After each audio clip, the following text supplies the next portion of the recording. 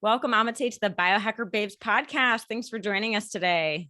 It's absolutely my pleasure to be here. I'm very, very happy to have this conversation. Yes, us too. We had a lot of fun chatting on your podcast. I guess that was a couple months ago. And we talked about all of our favorite biohacks. So now today we get to pick your brain about not just biohacking, but more specifically, biohacking our beauty, our skincare. You are really an expert in this realm, and we are so excited to share this with our listeners today. So to kick it off, I think healthy skin, most of us are aware it's really like a two-way job, right? It's what's going on within the body, but it's also what we're putting on our skin topically.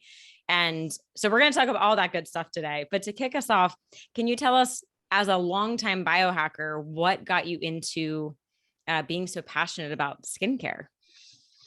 Wow, that's actually, it's like, and we've discussed it on my podcast. It's most of the time we meet people in this industry that they have some backstory to their like health problems.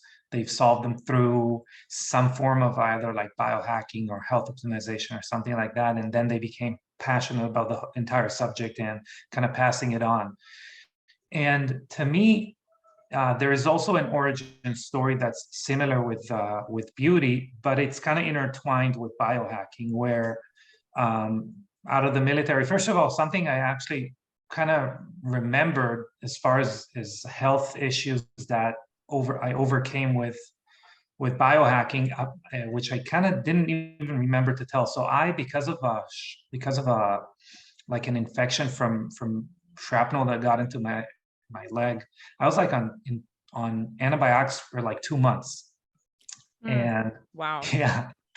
And that really wrecked my stomach. And by the way, really threw my skin completely off kilter, because I've never had like acne or anything like that. So as far as that is concerned, that was a big issue. But that's the first time I had the connection of like, okay, we need to take care of something that's going on inside in order for us to be able to live well.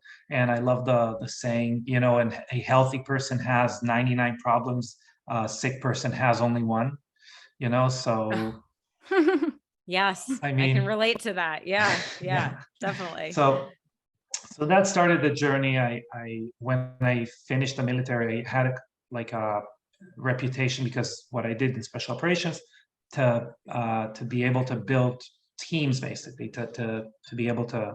Now it's very common to have team building as far as an objective in business, but back then it wasn't that in the forefront of what companies were trying to do. And we had a small company to try and educate people how to do it, and companies how to do it. And I stumbled upon a red light therapy company, which back then was called lasers, or low level lasers. Red light therapy wasn't really a thing. It was like 15 years ago. And our job was basically to translate their medical B2B, like business to business technology, to translate it into consumer technology. And we found out, because you're suddenly interested mainly about justifying the salary that you're taking, the retainer that you're taking, but also making sure that it's a viable avenue for the company. And we found that most people were interested about in how their skin health reacted to red light therapy. That was a big issue. And to me, as someone who tried to basically distance myself as much as possible from like violence, military, stuff like that, it really hooked me. The fact that you can improve someone's mood, self-esteem, etc., technically so easily, right? You change like one thing and they are a different manifestation of themselves. They bring different things to the table. Their personality changed because their confidence changed. So that's what started me in this journey of making people's skin healthier, therefore looking better. I got treated because of some brain trauma with NAD, NAD plus, or NAD, some people call it, as an IV. Figured out that it's extremely expensive, tried to see what else is out there. And through trying to make a product that would penetrate through the skin to the body, and we can talk about NAD if someone doesn't know what it is, but through trying to have it penetrate to the bloodstream topically, and failing. We made lemon out of lemonades. We were like, oh, that could be the reason it's failing to, raise NAD levels in the body, is because the skin's drinking it up. Basically, the skin really, really needs it. And that's a whole rabbit hole of why the skin really needs it. But we were like, wow, that's a great like culmination of everything we've been working on until that point, which is like skin health and biohacking. So we went on this journey of raising NAD levels in the skin, and that's what brought us to have Young Goose, which is like the world's first biohacking skincare company, and where we are today. Amazing. What a journey. Such a journey. I love it. It's so amazing. I am sure you've learned a million things, and I would assume that you agree that it takes many different variables and efforts to get there. But if we're going to kind of turn the conversation towards skincare, I think like a big problem in the supplement industry, and I think it's the same as skincare, is like you said, we find these magical molecules, but how do we know that the body is actually receiving it, absorbing it? How is it getting through the layer of the skin or the gut? Like, we can have all of these amazing technologies and ingredients, but where are they going? Or is it producing a good effect topically on your skin, but then wreaking havoc somewhere else in your body? Yeah. It sounds like you've really cracked the code on all of those things. Yeah. So you're raising like a really, really, really multiple really cool points. So the first thing is, it's not only, so let's say we were raising like a specific molecule like NAD or something like that. Why do we even need it? So NAD is like the fuel for repair processes, to make a very long story very short. So every time we need repair, NAD is involved. So it's basically getting, the older we are, the more NAD the body needs, and kind of the less it has, because it doesn't do a good job like recycling that fuel source, which it needs to recycle because it doesn't get a lot from outside sources naturally. So the first thing is, we really need to minimize the ongoing damage we're getting. If we really want to raise NAD levels and kind of tilt the whatever to the positive, we actually need to prevent damage from being induced continuously. And that is why research has unequivocally shown that our skin specifically, the main driver of skin aging is actually the environment, and not the biological environment or the environment within our body. So yeah, of course, if we're going to eat the wrong foods, if we're going to have a lot of inflammation, et cetera, we are going to show it on our skin, especially like stress. We're going to show it on our skin, but much more than that. And I think it's intuitive. Like if you have an hour of stress, your skin's not going to go, haywire. But if you're literally like an hour radiated with UV radiation, you're going to need some aloe, right? Like that's an issue immediately. So the environment, pollution, EMF, UV, oxidative components in the environment, they're all very, very substantial catalysts in skin aging. So that's number one. We need to kind of eliminate the things that deplete the resources, and within us as well, mainly like stress. What about obviously seed like oils? bad nutrients. What? Yeah. Or do you find seed oils to be problematic for skin? Yes. So that's kind of the next point. So seed oils. Oh, sorry, I'm jumping ahead. No, you're great. That's actually a really good point. But seed oils, I'd actually classify them as bad fuel. Okay, as bad building blocks, because the body's going to use oil, never mind what. It's not like we're depriving it of something, right? We're actually kind of feeding it the wrong building block or the wrong fuel source. So another part of like misbehaving as far as our health is concerned is like, what actually I was thinking about it the other day. Do you know that bear meat tastes completely differently if their sustenance was salmon or their sustenance was berries? Oh, well, both kind of sound delicious. Yeah. But I can imagine, like conventionally fuel raised animals versus regenerative. Yeah. but you're right that intuitively that you'd rather eat the meat that was given berries and not salmon, right? Not that salmon is bad for you, but we're talking about how what we're eating really affects our tissue. So if we're eating any kind of oil, that oil is being utilized to build any type of oil that our body uses, so like membranes, protective layers, anything like that. And if we have the wrong oils, the oils that the body's not, built to use. So, for example, seed oils are a great example of something that we wouldn't want. It's going to reflect on our cellular function, which eventually also going to reflect on how our cells look, age, behave, because really what aging is the accumulation of unrepaired damage. That's it. So that relationship is the relationship that we want to cultivate. As far as like getting products into the body, the skin is a defense organ, first and foremost. So a lot of, we're talking about gut health often, and gut permeability, and the fact that our gut is supposed to kind of be like the bouncer in a nightclub, saying what needs to come into the body from the digestive tract, and what needs to stay out and be secreted. But our skin is actually the back entrance to the party, right?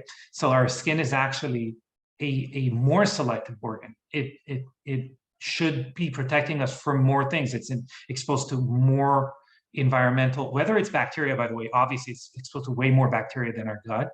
And it is also exposed to way more harmful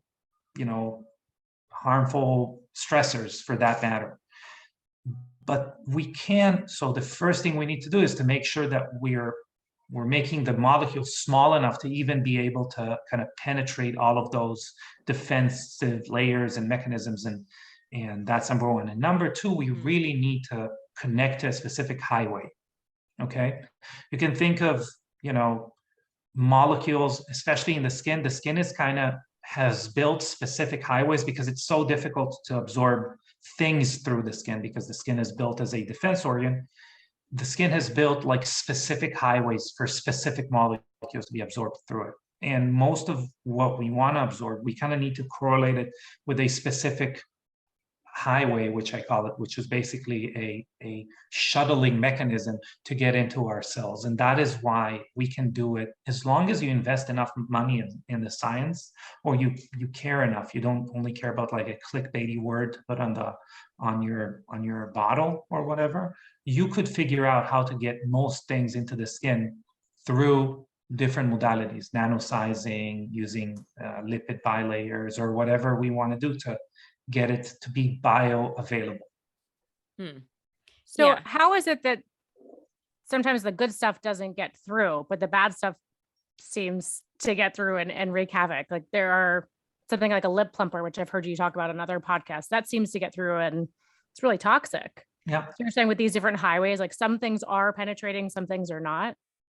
Yeah, that's a great question, because it actually kind of applies another clause to what I was saying. So in beauty in general, and in interaction with the skin in general, we have something that doesn't really happen in the gut as far as, well, it does, but in a much lesser degree, which is stress or stimulation for repair. Okay, so basically, you can think of a lip plumper, which can have like caustic agents that basically makes it sensitive, so it reacts like in an inflammatory sort of way and plumps the lips, right? Yeah, but think of like glycolic peels, think of even retinol, or vitamin C, or we can go down a very extensive list. But the skin doesn't know it needs to repair itself most of the time, or the skin kind of repaired itself. It repaired itself suboptimally, and now it has scar tissue, it has wrinkles, it has a more rigid and thinner skin. All of those things are a complete process that now we need to live with. So think of a bone that healed suboptimally, like healed in the wrong way. What do we need to do? We need to go back and re-break that bone. We can't feed our body collagen or whatever it is and hope that the bone is going to just kind of bend back into place, right? It doesn't really work that way. We need to kind of remind the body that there is some damage that needs to be repaired or reintroduce damage there. So that's a whole different section of things. And how do we do it? And what are we sacrificing by creating that damage? Because we are. But that's number one. Now, about like bad agents and good agents getting through the skin, most of those bad agents have some sort of damaging effect, which then allows them to penetrate through our protective layers, our skin barrier, etc. And a lot of what is damaging our skin is actually damaging the uppermost layer of the skin, which is also keeping water inside the skin and nutrients inside the skin. And basically, when we damage that, we can see like redness, rosacea, dermatitis, things like that, which then lead to aging. But really what happens is the damage to the skin leads to aging and not those molecules specifically. So I guess you want some damage, almost like a hormesis, right? I guess that would be kind of like microneedling, PRP, like how, right? That's like good damage. Hormesis, we can think of hormesis as the body's response to hormesis, xenohormesis, like outside stress to the body that leads to positive result. We want to get very low amounts of that in order to create results. Like, because it's a stressor, we can do too much of it. Obviously, if we're in an ice bath, which is hormetic, we need to do 3, 5 minutes, 11 minutes a week. If we're going to do like 7 hours, we're going to die. So we need to understand that it's a biphasic, it's a bell curve, right? We have like an optimal amount and then something that's not optimal. That's definitely something that's going to create a lot of like longevity effects on the skin, good positive things. Microneedling is not really a hormetic effect in the sense that it doesn't apply stress per se. It literally applies damage. So it does create controlled damage. That's one aspect of it. But we can also do lasers. Retinol, for example, is a great stressor, which does provide some damage. Vitamin C also provides some damage. But we do want to understand that it is a dichotomy. So when we are creating that damage, we're drawing upon resources that our body is definitely going to lack later. So either we replenish those resources or try to replenish them if we do a lot of damage, or try to mitigate, like try to pace ourselves with the amount of damage that we're doing. And so we can talk about like anything that we're doing to stimulate renewal in the skin is basically we're asking the skin cells to multiply, to duplicate themselves. And obviously, any biohacker that's going to hear about like cells dividing is immediately going to think about telomere length, right? Mm-hmm. So our telomeres are the ends of the DNA. Every time the cell splits, it sacrifices a little bit of them. When they don't have them anymore, they cannot split anymore. So that's called the Hayflick limit. So if you look at like medical grade companies in the last 20 years, you'll see that peeling was like a major focal point around their skincare. So they have a lot of like acids, a lot of things that call for renewal. And you're basically calling for renewal every time you're applying something on the face, one way or another, with medical grade or result oriented skincare. Okay, medical grade, and we can think about it as the doctor has something at stake. They need to create results, right? Like other companies, if they do like, I don't know, hair or juice-based skincare, it's less about results. But let's say we have a results-oriented skincare. They have been for the last 20 years, like really blasting that renewal aspect of the skincare. When we're doing that, if you see people who have been subscribing to this model for the last 20 years, you will see a thinner skin. You will see a skin that's bruising way easier. You'll see, so it basically skin that has depleted a lot of the reservoirs that are necessary for later on. And we need to be aware that this skin now can withstand less. So we are kind of sacrificing our near future to the far future. And if you're okay with it, that's fine. But if you're not okay with it, either you minimize the damage you're doing right now, or work extremely hard to, either to supplement or to do IVs or to apply skincare with specific molecules that renew or refuel those processes, renew those molecules that now your body has less of those reservoirs. So could you do an NAD IV or injections and then see that express? Technically, yeah. Technically, yes. And I was very skeptical about NAD IVs. Even though I was doing them, I was thinking that most of the effects are in the brain, because actually NAD is the only direct highway or pathway, basically, is what it's called, that shuttles NAD as a full molecule directly into the cells are in the heart and in the brain. So aside from that, I thought there is no effect, to be honest with you, or very limited effect. Now science shows that within that, basically there is uptake in muscles as well, but it is quite limited, and that is the next kind of tissue that absorbs that increase in NAD. Your skin is going to see less of it when we're doing either oral, especially oral, but also suppository or IVs, because that's an organ that is less prioritized as far as survival, right? And Got it. that is why we need something that increases NAD levels in the skin specifically. Another thing that happens is, as to circle to what we were saying before, the skin really receives a lot of DNA damage. So for example, senescent cells are most prevalent in the skin, for example. For example, so DNA damage is very prevalent in the skin. We get a lot of radiation, etc., which the skin kind of sacrifices its DNA to prevent damage elsewhere in the body, per se. There's no mechanism that prioritizes like DNA damage. It's just there first, so it absorbs it, and our pancreas does not, because it's obviously past the skin.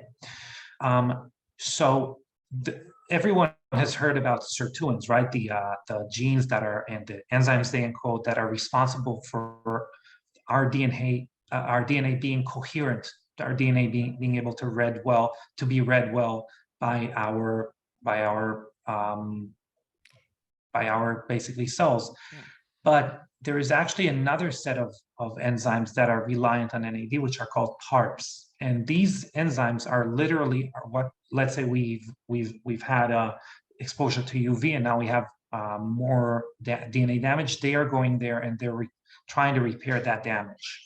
The problem is that they rely on NAD heavily, and as time goes on, there's not enough NAD to be sufficient NAD for both sirtuins and PARPs. Especially we're older, there's more DNA damage to begin with. So PARP becomes like super active and starves sirtuins from their NAD. So if we're not doing something continuous topical, we are accumulating that inability to decipher DNA for our skin. And everything that we think of as an older skin is that lack of coherent DNA reading, right? So how we create collagen or not, how we develop pigmentation, laxity, whatever that is literally that onward. So that's what's upstream to all of those processes. Yeah. Does the same thing go for the precursors to NAD, like NMN, NR, which I know NR is really specific, but would NMN work systemically, or we still need to go topically? So we still need to go topically. So actually, when I say NAD, I'm mainly talking about the precursors, because NAD, the molecule, the body has no idea what to do with it. It does not exist outside of the cell. So it's like if we have DNA damage and we ate DNA. You know what I'm saying? It's not, the body doesn't work like that. The body actually makes its own things out of precursors, out of building blocks. So signaling molecules. signaling molecules are another thing that are going to have the body making specific things, but it also needs the actual building blocks. So if we talked about, seed oils or oils in general beforehand, we don't eat like a cell membrane, right? We eat oils, and then the body makes, whatever that is, whatever it needs to do out of oils, it assembles it. But we need both. We need a signaling pathway to tell the body to do something, and we need the building blocks. So the building blocks for NAD are NR, NMN, tryptophan, and niacin, basically. And we really, the most streamlined ones out of them are NR and NMN. Both work great in the skin, but the same thing's going to happen. So let's say we just had more NAD in our body is going to break it down to know what to do with it into tryptophan, niacin, NMN, and NR. And then it's going to move it around, and then it's going to get it in the cell. So the same thing goes, because it's literally the body is going to interpret it to the same molecules. Okay. And which of the Young Goose products have the NAD precursors? It's not in all of them. No, Correct? because we really found out that, again, we are uninterested. And believe me, we have a lot of advice saying, oh, that's a great thing to have in all your products. Just shove it into all your products. But that is just fuel, right? It is not a signaling molecule. It is actually, but it's not a signaling molecule that would give us a better looking skin in the end. It is going to fuel all those repair processes that we need in order to have good skin. So only Care and Eye Care, which are our moisturizing creams, are going to have an R Noble, which is the patent that actually has both. It has NR and NMN in it, nano size, liposomal, etc. So now that we have that basic regimen that we believe anyone should use, now we have developed different serums that would basically allow you to choose your path as far as treatment. What are we trying to get? Are we trying to get a skin that has more active genes that are involved in collagen and elastin and hyaluronic acid production, and by the way, downregulates the mTOR pathway and then eliminates senescent cells as well? Do we want retinol, which obviously causes cellular renewal for pigmentation or wrinkles, things like that? Do we want more hydration? So we made a serum that creates more hyaluronic acid in the skin, et cetera, et cetera, et cetera. Now we have a new one. We talked about the skin barrier. We are launching a new product that mimics the way that children and actually very young babies create their upper layer of the skin, their protective barrier. Because we know that the younger your protective barrier, the younger your skin is, and vice versa. Very cool. Yeah. And how about the green tea serum with the red light therapy? Talk about that. I think that's so fascinating. So actually, I just had a very interesting conversation with the founder of Mito Red, which is a red light therapy panel, and we were talking about them using the green tea. And what happens with red light therapy is that we're creating more energy in our cells. That is literally what red light therapy does. It creates more energy in the skin. But part of that, when we create energy, we also create free radicals. And part of what happens with red light therapy in general, part of that mitochondrial stimulation, is that the mitochondria actually releases all the free radicals, or most of the free radicals it accumulated to begin with, through not utilizing oxygen as well, etc. Okay, so these free radicals, whether it is free radicals that were created in the same time or beforehand and are being released, are what cues our body to stop responding to the red light therapy. So there is like a automatic shut-off mechanism, like a thermostat, right? Oh, I created too many free radicals for that energy, for that amount of energy.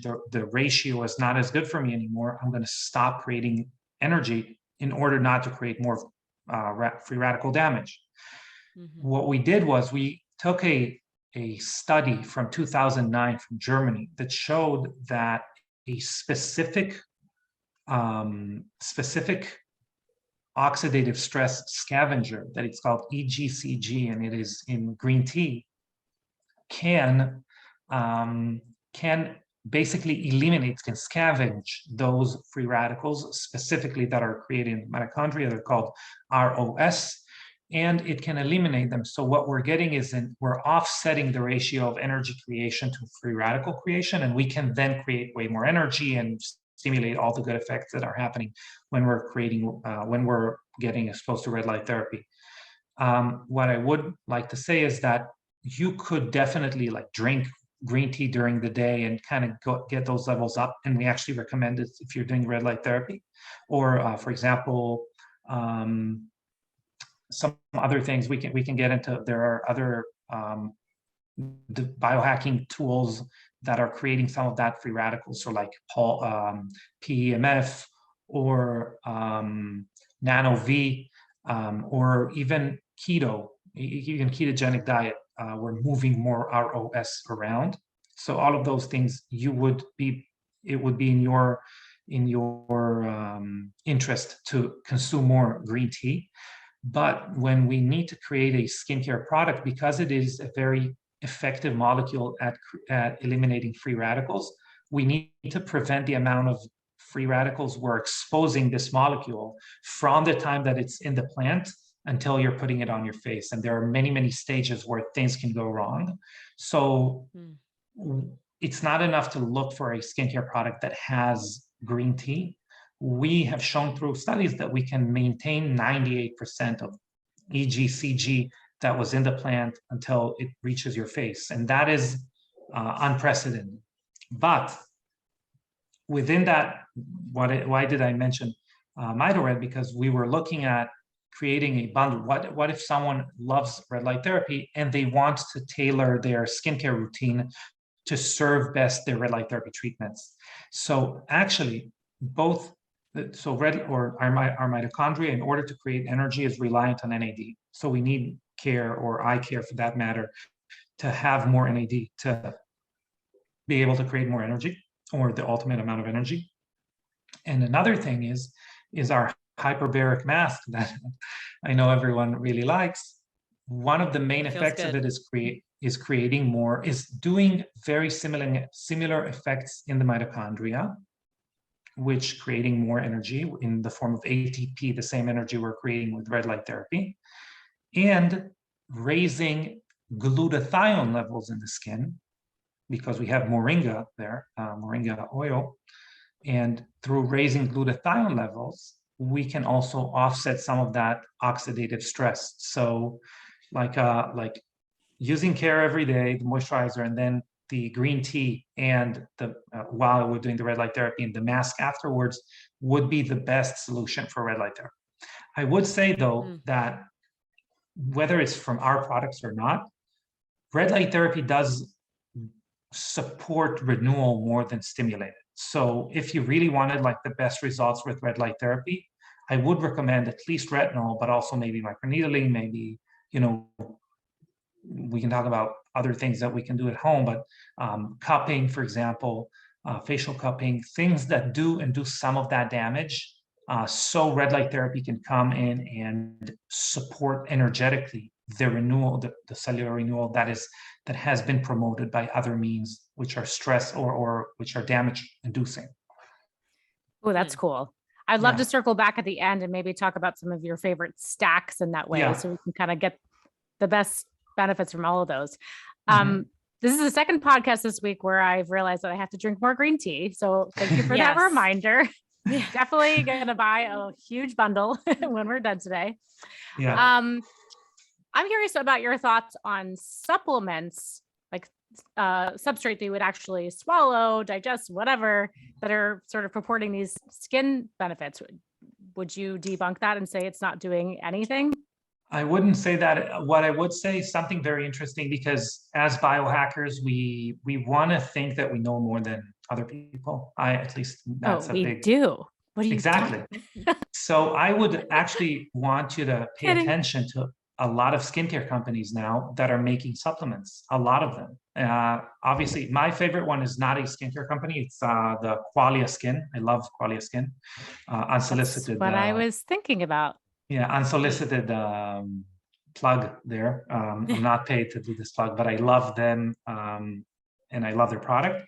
But you will see a lot of skincare companies that are now wanting you to take their supplement as well.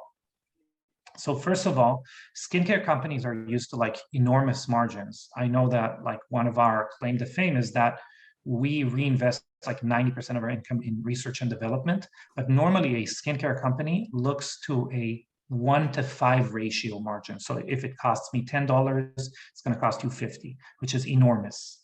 And in supplements, that doesn't really work that way at all. So what happens is either you're going to get like a low quality supplement or you're going to get a very expensive supplement, but you're not going to get the same, ROI you're used to from a supplement company. And that's why I am a little bit like taken aback by skincare companies that are trying to do supplements. It's not a good model for them as far as the way that they are used to do things. And I can see that. And we do have some very interesting people in the industry that use our products, even though they work for other companies. So we kind of get some insider knowledge there. Oh, as far as efficacy, maybe we as can far as what they want to put in and what they want to get out. So supplements obviously is, so imagine me telling you that you should eat more meat. Okay.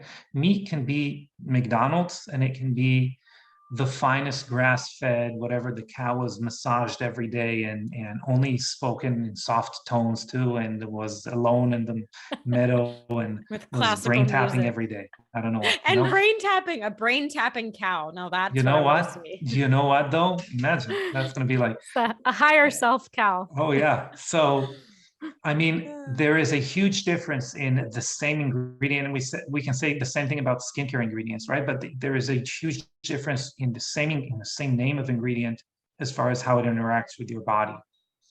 And when we're talking about supplements, that is imperative because we're getting concentrated amounts of those molecules. Okay, and that is why we need to make sure that we trust the companies. And in most ingredients, there is no way for us to really know. So as opposed to, for example, omega-3, that we can know, right? There are indexes that you can follow and see what's the percentage of the product presumed to be rancid, for example, or have oxidative properties to it already, etc. So the first thing I would say is just go with a company like that you super trust as far as any supplement. That's number one. Number two, are supplements effective for the skin? As far as antioxidants, most people would say no, actually. Like supplementing on antioxidants, most scientists are going to actually say that it doesn't really matter that much on a regular basis. We did say about green tea, but we're trying to time like high instance of antioxidant. Another thing that is, to me, one of the best supplements as far as keeping your skin healthy is astaxanthin when you're going to get some sun exposure. Or by the way, like if you have a juicer, carrot juice can do a pretty good job too. If you're like, I don't know, if you're a vegan or whatever. But what we're trying to do is we're trying to have more carotenoids in our skin, which are like antioxidants in the skin, and that helps with sun damage. So that's one thing. And I think whoever's going to be like doing a legit water with carotenoids that people would be drinking on the beach is going to make a lot of money.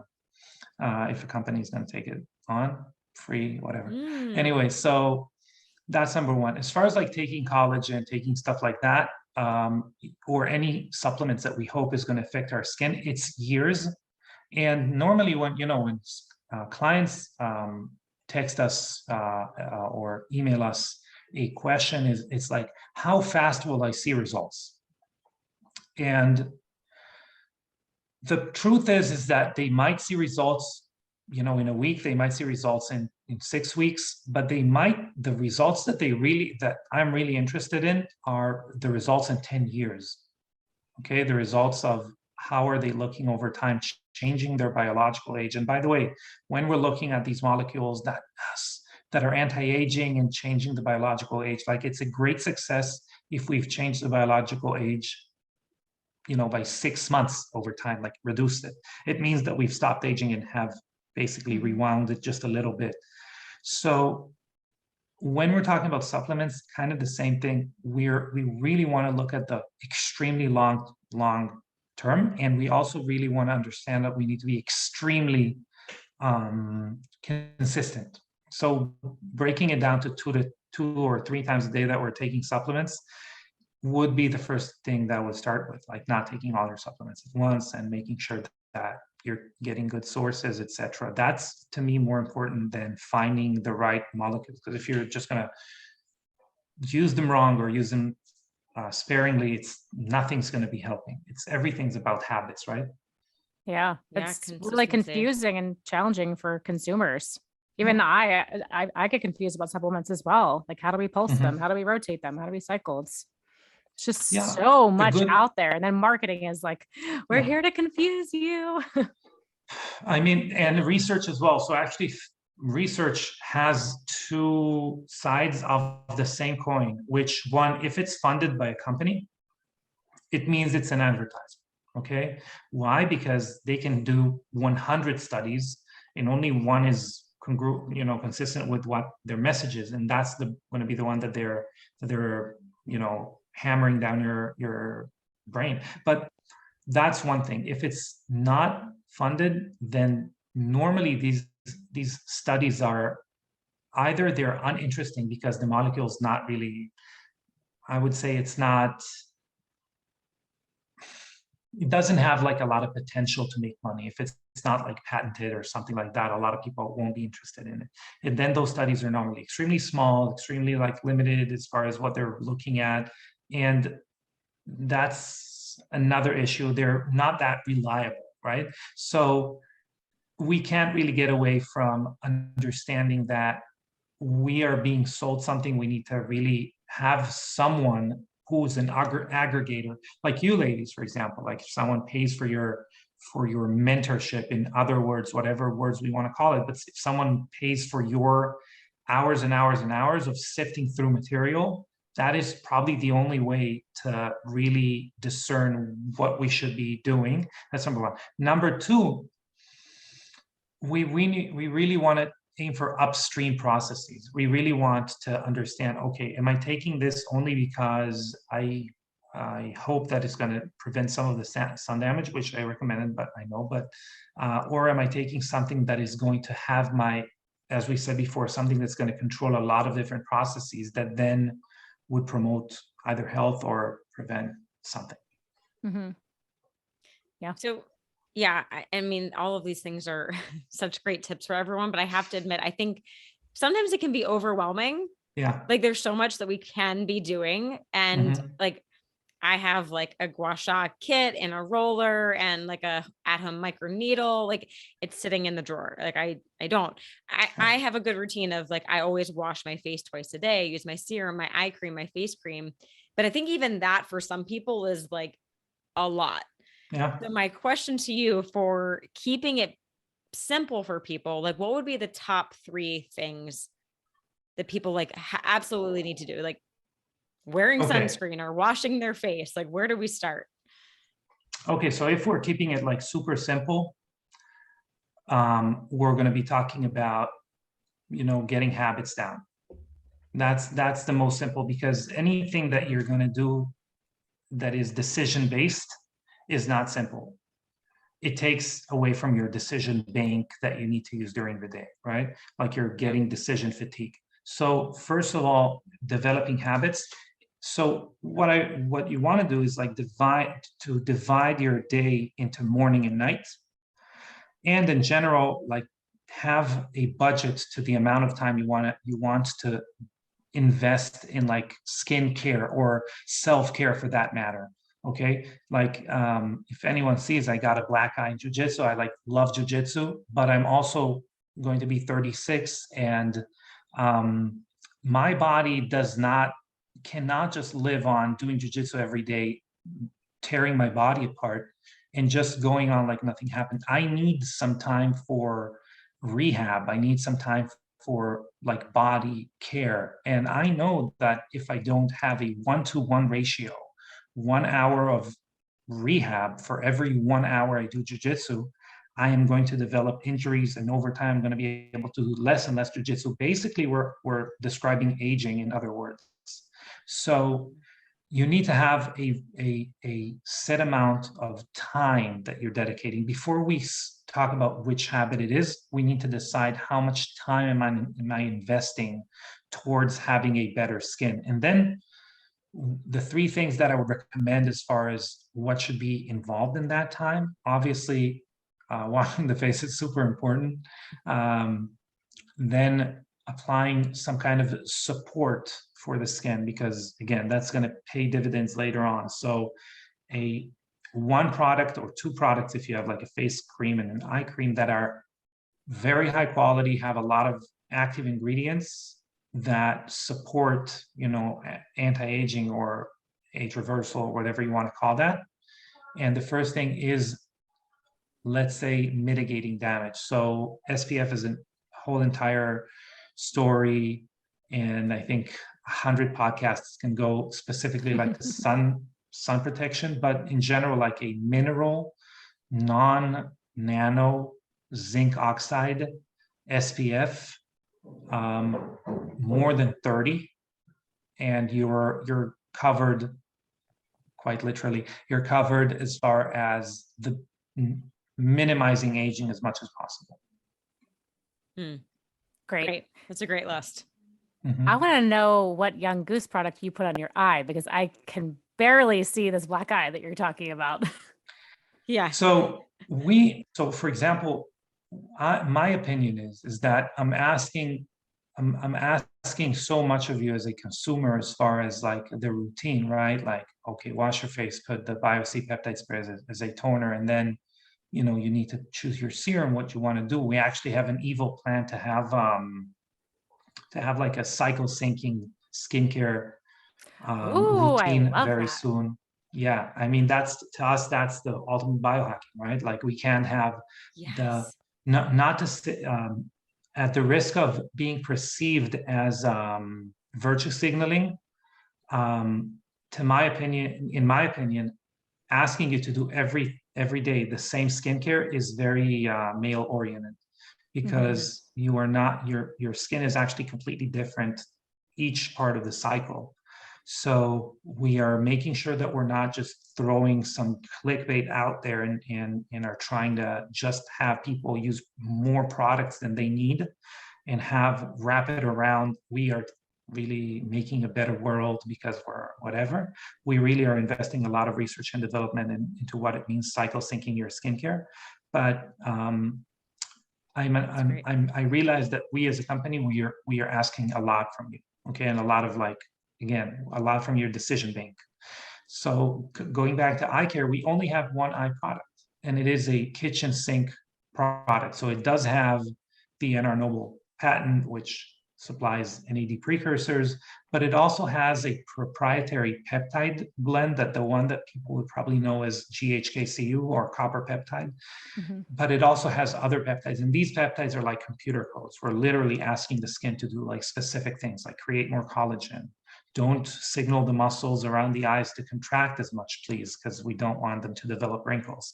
And also to fight AGEs, so basically to fight glycation, which is one of the hallmarks of aging, which in the skin, it means kind of what we spoke about, become thinner, more rigid. And think of rubber that is more rigid and kind of thinner and drier. It's obviously easier to crack, right? So we're keeping the skin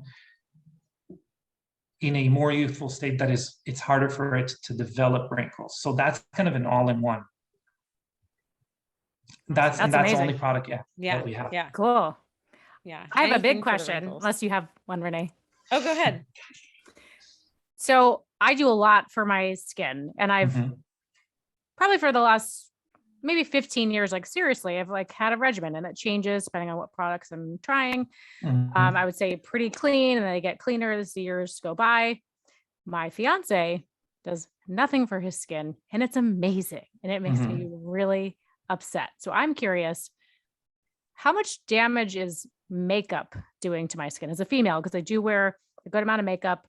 It's clean, and I know clean is relative, but could that be the major difference between my skin and his? Like, is doing less in his situation actually better? I mean, he's now cleansing his face, and he got your pro care, which he really likes, but he just has always naturally had really amazing skin.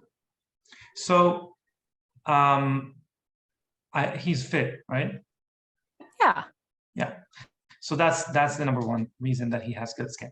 But I'm fit. Yeah, and you have great skin as well. But I try really hard and he doesn't. Yeah, I feel like men have it easier. My husband too. He doesn't do any. I don't even think he washes his face. Maybe he uses shampoo. I don't know, but that's what I'm thinking. Is there more damage from makeup, whether it's clean or not? So actually, well, we're going to get to that. Actually, I have something to probably be very controversial about that as well. But one of the things that you probably would be disappointed to hear is that it is my opinion, and it's an educated opinion, but it is my opinion that the hormonal makeup of men preserves skin integrity and skin youthfulness better over time, especially the way that fit males kind of are more, they do a better job in interacting with their hormonal profile.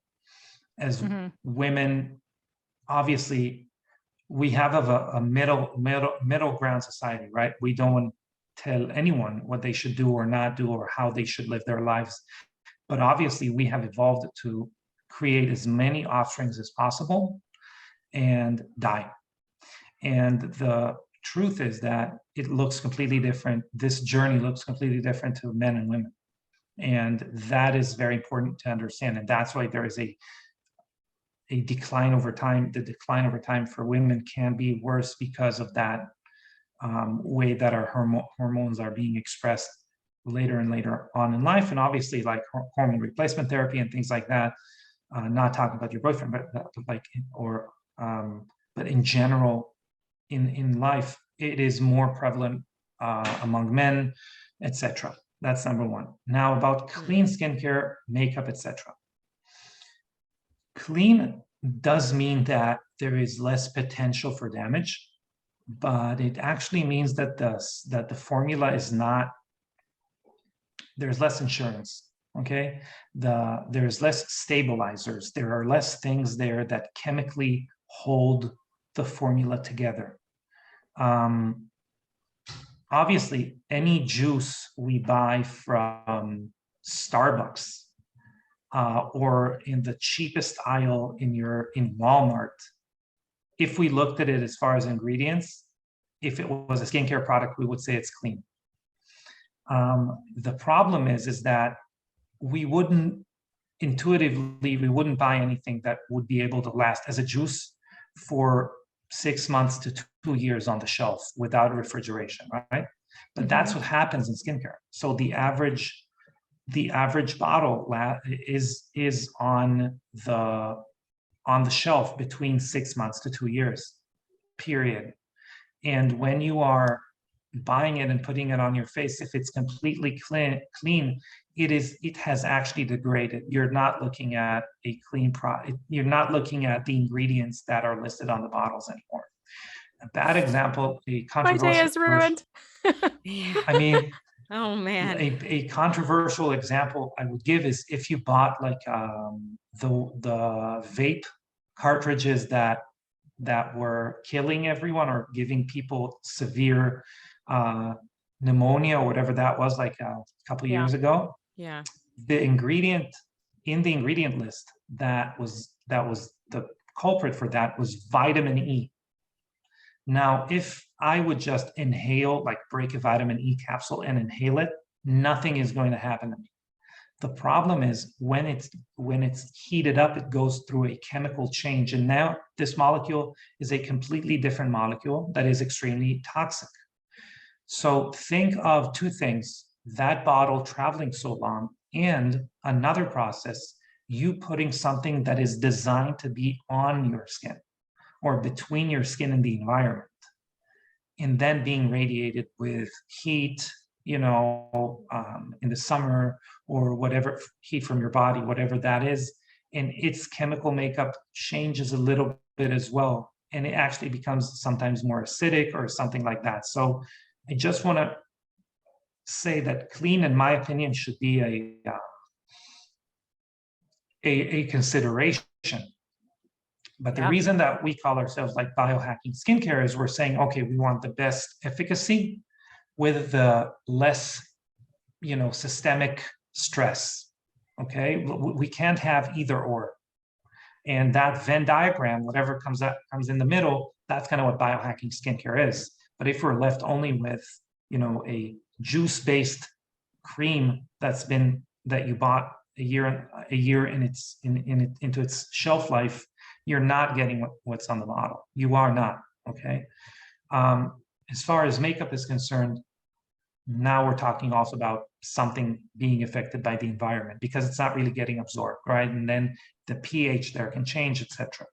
So we do want clean, but we want something that has good stability. And we're going to start to see that being expressed in the lingo of skincare and makeup in the next 5 to 10 years. I hope it would be sooner, but that's what's going on. So for example, I'll give you one last example. We're going to launch our sunblock very soon.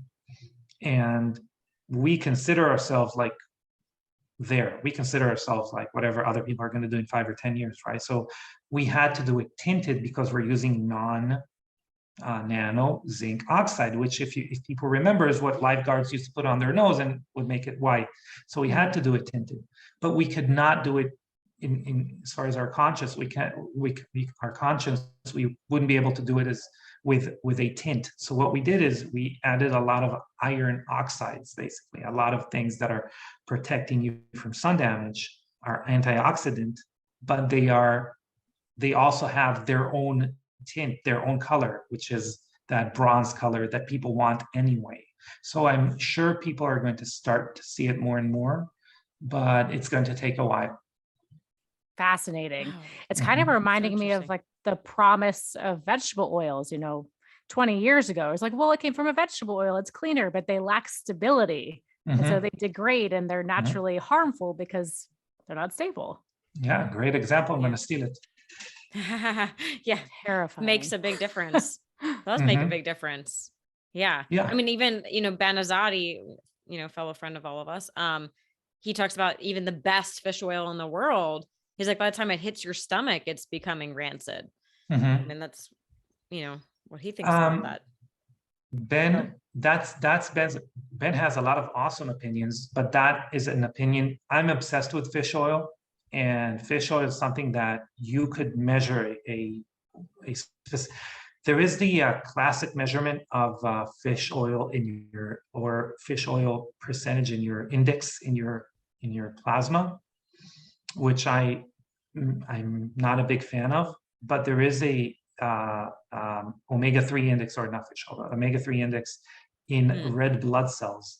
And that is a very, very effective way to measure our overall health in relation to omega-3s, right? So we want to consider that we want that as elevated as possible. But yeah, if we were to take too much omega-3, like a good omega-3 is like 6% rancid to begin with. So that's like a really good one. So obviously there is, again, a bell-shaped curve there of the amount that we want to take, and obviously dividing it so our body is able to rid some of that toxic load. Yeah. Wow. Mhm. Oh gosh. That's a whole nother podcast. I think we've scrambled some brains today and maybe really kind of confused some belief systems. Before we wrap up, I would love to come back to the stacks and maybe just some really basic skincare routines and stacks maybe that you like, and for someone that would be starting out with Young Goose, or just, needs to kind of organize and clean up a messy skincare routine. What would you say? So I'm working on like a simple pyramid of that. Everyone understands pyramids, right? So that's to me would be the best way to give an example. But the base of the pyramid is our lifestyle, obviously. So what we do in order to keep our skin or our body healthy is going to express itself in the skin, and vice versa. After that, our fuel. So we were talking about NAD, but we can talk about anything that would fuel our cells to function correctly. And that would be, for us, it would be care and eye care. After that is stimulation. So this stimulatory part would be any one of our serums is stimulating the skin to a certain direction. So bioretinol would be for more cellular renewal, and then again, ProCare would be more on a genetic level, or it provides like a genetic reset. So it resets 14 different genes that are involved in like collagen production, things like that. So it's more like holistic anti-aging. And then we obviously have the HA, adaptogenic HA boosting serum, which is more for hydration. And the end of that is protection. Okay, so protection is extremely important, but in low quantity. So we need to protect ourselves, obviously, with clothing and with SPF or whatever that is. And we went over what is important as far as an SPF. So that would be a very basic routine. Yeah, but the last thing I would like to say is that as far as like the base of the pyramid, our skin's age, our skin actually is a driver of aging in the body. Not only that, our body is a driver of skin aging. So if we're not healthy, it's going to affect our skin. The youthfulness of our skin. So we were talking about senescent cells. Senescent cells are big contributors of cytokines, of inflammatory or inflammaging in the body, right? But because they are very prevalent, or the most prevalent in the skin, they actually elevate inflammation in the body. Our skin not aging well elevates inflammation in the body. So even if someone's considering themselves extremely not vain and they don't care about their skin and they would rather look like Wim Hof, but have Wim Hof's, health or whatever, consider that the healthier your skin is, the healthier you are, and vice versa. Oh, take that, Wim Hof. That's great. I love Wim Hof. That's amazing. I want the healthy skin. That's a great pyramid. You should make like an infographic. Yeah, of that. we will. Yeah, yeah. The minute So we have the awesome. SPF, we're gonna have the pyramid. Yeah, Cherry that's on top. exciting. That's exciting. Yeah. Well, it's funny. I was on a cruise last week and I was sitting up at the bar ordering. I was actually just ordering water, but this guy comes up to me and he's like, "Are you even old enough to be ordering a drink?" I'm like, "How old do I look?" He was like, "You look 15." Wow. And I was like, it must be the Young Goose skincare. I don't know. And then I was like, well, actually, this is my mom and dad behind me. How old do you think they are? So. Well, that's how Awesome. our first conversation got struck, right? When I came to you guys in the Biohacking conference, and I was like, "Oh, yeah, I know your dad." Yeah, I think you tapped me on the shoulder. You said, "Are you Dr. Jean's daughter?" Yeah. So thanks, Dad, for connecting all of us. Yeah. Amazing. Yeah, we're so grateful. Awesome. Yeah. Well, to wrap things up, we just want to ask you one final question. If you can give our audience one piece of advice, something they could start doing today, can be skin related or just life and health related. Don't use air ventilators like ceiling vents, and but do lower the temperature when you sleep. That would be my one advice. That's a good Cold. one. But don't do it with a ceiling thing. Do you use like a chili pad or cooler? You do? Yeah. I just ordered the new one. I'm waiting for it. Oh, great. You'll love it. Yeah. I like it cold. So Me too. Great Sleeping in an igloo. Awesome. Amitay, thank you so much for sharing all this. I think you have blown many minds today about the world of skincare. There's more we need to learn, obviously, but thank you so much for joining us. The pleasure was all mine. And thanks everyone for tuning in. We'll see you next time.